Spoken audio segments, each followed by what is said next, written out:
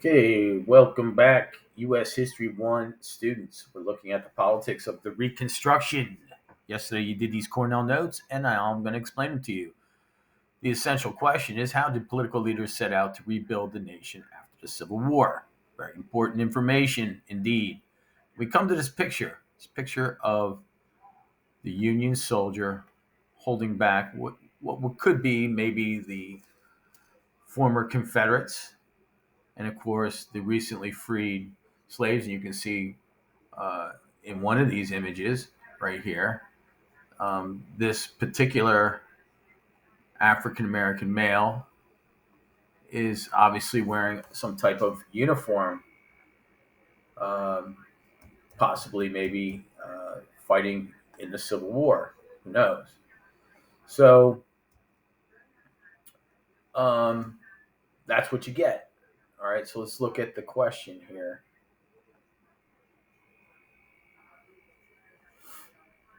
All right, the question is, what did Johnson's Reconstruction Plan call for? First of all, to be readmitted, former Confederate states must do the following things: withdraw their secession as if it never happened, swear allegiance to the Union, the United States of America, to annul or cancel Confederate war debts.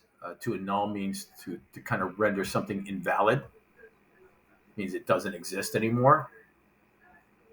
Quicker way of saying it's just like canceling out the debt. And four, we have ratifying the 13th Amendment, which, of course, effectively prohibited, or if you want to say prohibited, or abolished slavery. Uh, it's two ways of saying the same thing. Okay, so as we look at this image, possibly of a 19th century African American household, you can only think of if these people in this picture endured through enslavement. So this next question is, of course, uh, very important to understand, and it deals with the Freedmen's Bureau. And the question is, what was the purpose of the Freedmen's Bureau? And of course, there the purpose is, of course, to help not only those recently formerly enslaved people, African Americans now, okay, were former slaves or former enslaved people, if you want to say that a little bit more correctly. And of course, it also assisted poor white people in the South, and it essentially dealt with distributing clothing, which obviously is an essential. And of course, no one can live without food. Uh, and of course, it set up all these things basically. So, the huge building project, building hospitals, schools, industrial institutes, uh, teacher training centers. This means buildings being built. So, we need to understand that capitalism is going to, and taxes are going to pay for these social services. Next question is, what were the provisions of the Civil Rights Act? And talking about 1866, and we're looking at basically African Americans now becoming full citizens. It forbade citizens from passing what they call discriminatory laws, or what they call black codes, formerly known as slave codes, during before the Civil War, and now they just renamed it black codes. And this really severely restricts the lives of African Americans, essentially trying to put them back into what they call a state of servitude,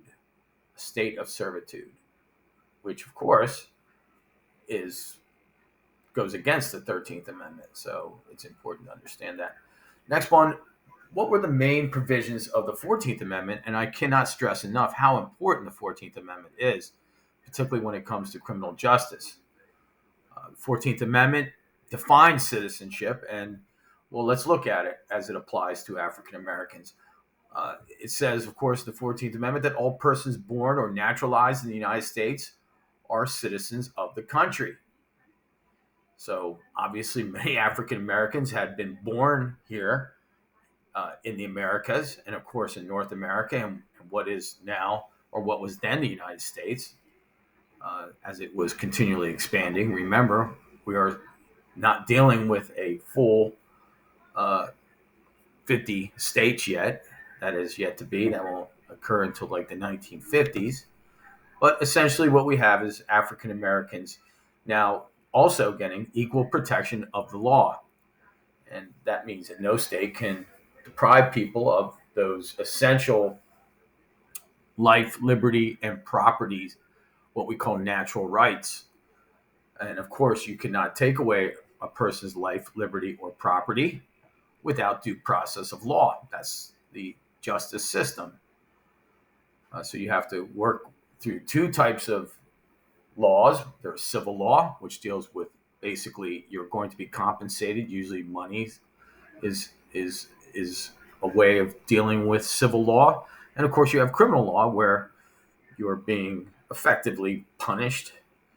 Of course, criminal justice system is needs a lot of fixing because we need to learn how to not only, of course, uh, allow victims to get their justice, meaning people going to jail, but we also need to understand that it has to be a fair system. And we have a lot.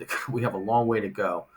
The legal system really comes down to how much how much you're willing to spend on your defense, and unfortunately, that is a reality. So, lastly, if African Americans or anyone was deprived of congressional seats, all right, I'm sorry, if anyone deprived African Americans of their ability uh, to be citizens, people would lose. They would lose seats in Congress. So, like, hey, look, we're not playing around. You're going to lose votes in the Congress if you don't allow African Americans to be free. So the next question is, what was the central issue of the 1866 congressional elections? And what we need to understand is Reconstruction has many central issues. And one of those central issues is who really should control Reconstruction? Should it be Congress? Should it be a legislative branch dominating the rebuilding of the South? Or will it be the president, the executive branch, that will be at the forefront of rebuilding the South? Okay, so who's going to do it? Is going to be who's going to have more power. So this becomes a battle of the branches of government. And then secondly, of course, we have Northern voters really had these feelings. They had feelings that, like, hey, we fought this war, and for many people, it was a war fought on moral grounds, and so there was an obligation. Look, we fought this war. We have freed the slaves, and now it is our job to protect these newly freed slaves or formerly enslaved people. So the next question is the Reconstruction Act. What were the main features of the Reconstruction Act?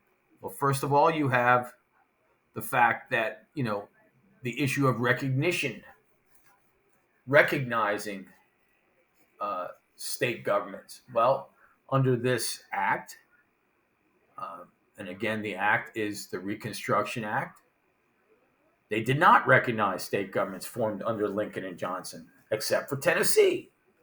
Tennessee got in. Secondly, they divided the other 10 former Confederate states into 5 military districts, each headed by a Union general, which means basically you're martial law in the South because you have a military type of government, really. And we do that sometimes. We will do that with our territories. We've done it with the Philippines. We've done it in Puerto Rico, where there's a strong military presence in American territory. So that's not something that's completely um, unprecedented. That does happen quite often. So let's go to the next question. And the next question is, why was Andrew Johnson impeached? What was the Senate's verdict after his impeachment trial? Very interesting. The trial of Andrew Johnson. Well, basically, it comes down to this. Radical Republicans, remember Thaddeus Stevens? These people who wanted to punish the South for the Civil War?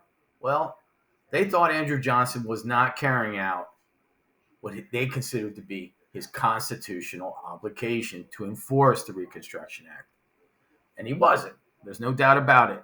He thought it was a little tough on the South. So, and he, of course, was a Southerner and a former slaveholder, but he didn't like the rich, land-holding, wealthy Southern landowners. So he kind of, it was like an economic kind of beef he had. Well, anyway, Andrew Johnson would remove military officers who attempted to enforce the Reconstruction Act. And then he fires Secretary of War Edwin Stanton, who was Secretary of War under Abraham Lincoln. They even passed a law saying, "Hey, you can't fire, people in your cabinet." And he went ahead and did it to kind of test the whole constitutional issue. And he came within one vote of being removed from office. The one guy that voted no for not convicting him because he was impeached. He was never heard of again. Kind of, he paid a price for going against the wishes of the radical Republicans. Well, anyway, last question: what did the 15th Amendment guarantee? Well, the 15th Amendment is about voting, and it states that no one can be kept from voting. Of course, only if you're male at this time. Women will not be able to vote till 1919. But this basically says that African American men, for the most part, or any person of a different race or color, anyone that's you know not not white, uh, would you cannot keep them from voting. Right? That's important to understand. So the 15th Amendment guarantees that no one can be kept from voting. Um, so it gave African Americans the vote, basically African American men. Okay, so let's, and I don't mean to be disrespectful to women, but I just need to make that distinction. And then secondly, it did affect northern states because there were certain northern states that barred African Americans from voting. They had literacy tests. Sometimes they had poll taxes. They had a whole bunch of things that they used to do to, and we still have that problem today uh, with policies, particularly from one of the parties. And I don't want to mention. I don't want to get political, but kind of like disenfranchises people from voting. So this issue is still alive and well today. Anyway, those are the questions from yesterday.